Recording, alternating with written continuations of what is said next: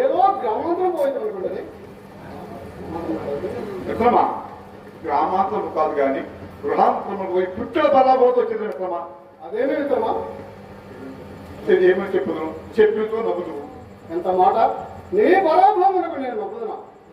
ఊరకంటిని నా పరాభవం నీ పరాభవంగా భావించుకొని కూడా నేను ఎరుగుదును. సందేహమా? చెప్పు చెప్పు ఏమది? చెప్పినతో మన పట్టణమా చింతామణి యొక్క వేసి కలదు. దాని విప్లవం ఇంటి వాళ్ళు మనము వినదగిన వస్తాను అది ఏమి కలిగి మిత్రమా? అట్టే నీకు వినదన్నమాట. రూపమున రంభ సంగీత సాహిత్యములకు సరస్వతి, దాని విద్యాగర్వం మాత్రం వేరలేదు. సార్వభౌమలను చదువు రాని ఎల్ల దొమ్ము కొమ్ము పక్కనీయదు. కడుపులలో కన్నెత్తి చూడదు. చదువు వచ్చిండదా చదువు వచ్చినలా వేదమైనా దగ్గర రాణిస్తుంది. సన్యాసి గౌరవించను. దాని విద్యా మహిళలకు కాదిగా వాడు దైవంగా పూజించును. అట్లయినా అది గర్వం కాదు మిత్రమా, గుణమనిగా చెప్పదు కావచ్చును. ఇప్పుడు ఎంతమంది ఎంతో చెప్పినానో ఇది వేసర పట్ల విపరీత గుణమని చెప్పినా నేను నమ్మలేదు. నేను యథార్థం ప్రత్యక్షం చూపడికై నా మిత్రుడు దాని దగ్గర తీసుకుని పోయింది. దాని మీద దాని నాట్యం దాని పోవటము దీని ప్రేమి కానీ దాని సౌందర్యం మిత్రమా, నా కనులను కూడా నెలవ తీసుకోలేకపోయిందా? నీ కనులు కనుమేమి నలుగురు దృష్టిల కోసం నీ కదా తీసుకుని పోవాలని ఆ ప్లాన్. మిత్రమా మిత్రమా, ఈ కనులు కాదు కానీ ఈ పాండిత్యం తీసుకునేందుకు ఈ పరాభవం జరుగుతుంది. పాండిత్యం మరొకటి మిత్రమా, ధనమో ధాన్యమో విన్నాను కానీ సర్వయము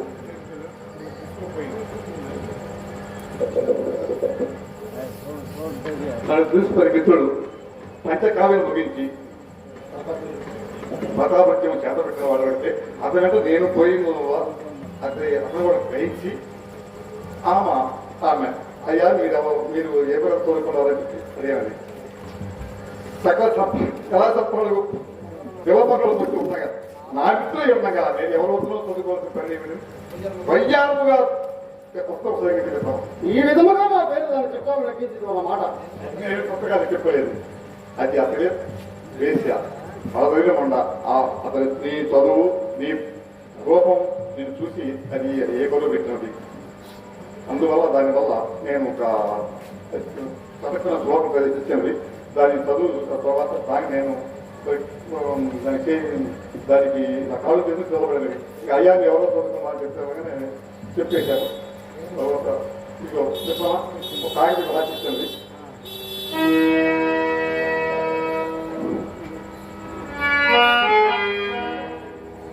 చింతామణి ధ్యానయ్య మంచి సందేశమే పంపినది.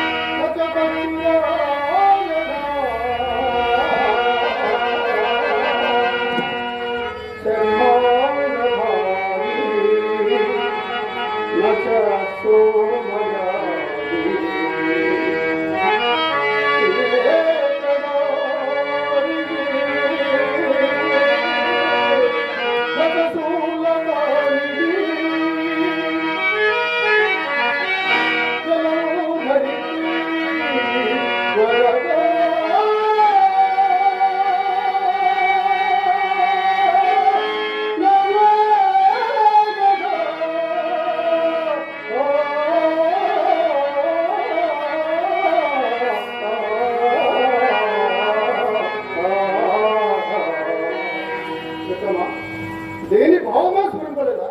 పద్యానికి అర్థం తెలిసి కదా భావం స్ఫురించడం మిత్రమా. అర్థము చెప్పకూడదవా? వృక్షాగ్రవాసి చెట్టుపై నివసించింది కానీ నచపక్షి రాజా పక్షి కాదు. చర్మాంగధారి చర్మము ధరించి ఉంది కానీ నచ సోమయాజి అనగా యజ్ఞ యాగాదులు క్రతువులు చేయవాడు సోమయాజి. సోమయాజి కాదు. త్రినేత్రధారి మూడు కన్నులు కలిగేది. నచ సోమపాణి శివుడు కాదు. నమేఘ మేఘము కాదు. నగట కుండ కాదు. ఇప్పటికైనా అర్థమైంది. ఎప్పటికీ నాకు ఇరవై తీరులాగా ఉంది మిత్రమా. వెర్రివాడ టెంకాయ అన్నమాట. టెంకాయ టెంకాయ నా బుర్రకాయ పాలు ఇప్పుడే పోయి మిత్రమా, నీ వదిలిన ఎదుర్కొన్నాను.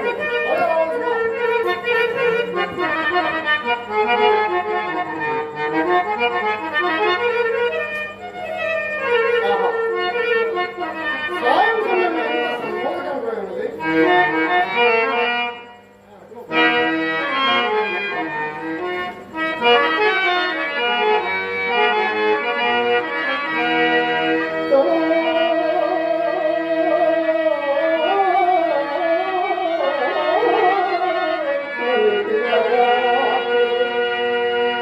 చక్కగా వచ్చిన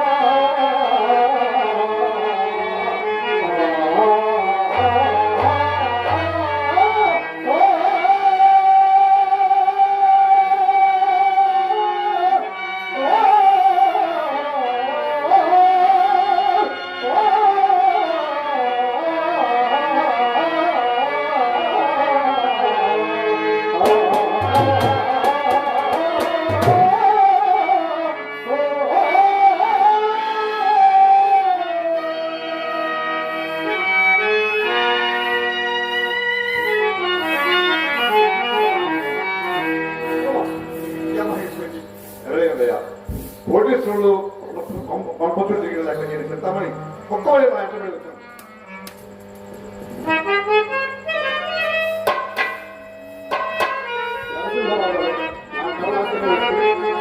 రూపాయలు చెల్లించినారు. వారు ఆ కోరికను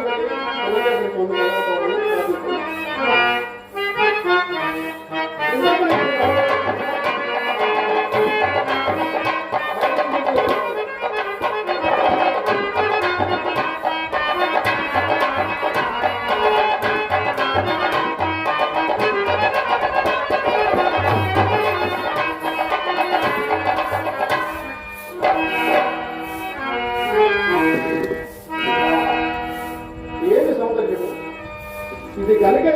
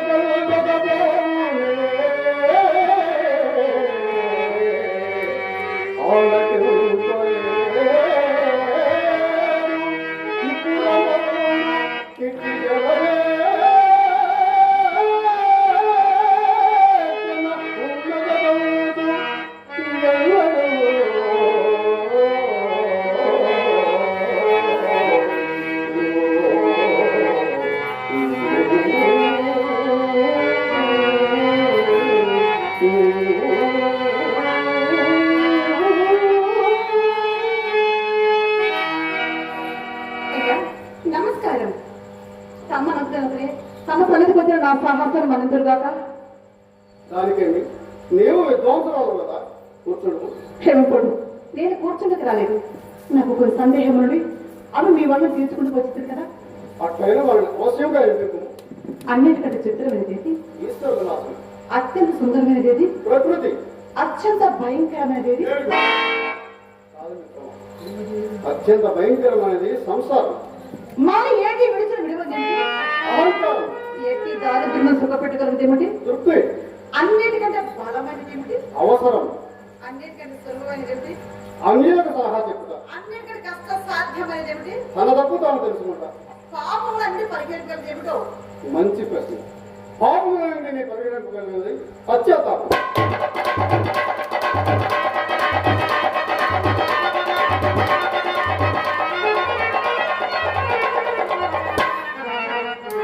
మహాబాబా, చంద్రుడు నిలుపుకోబడి ఈ అద్భుత పాండిత్యములు, ఈ అంగుళికలు పంపించుకుంటున్నాను. స్పీకర్ ఇవ్వండి.